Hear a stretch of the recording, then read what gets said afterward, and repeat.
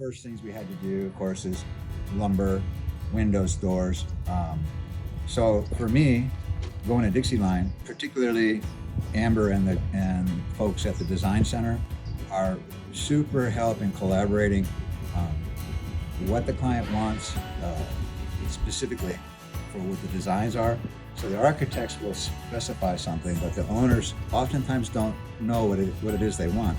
Amber does a great job of physically describing or connecting the client to exactly what they want. That said, too, all this is going on, I have to work with kitchen design. So Pam, friend over there, also convenient for me, in the same building, I can start to break down the components of the kitchen design.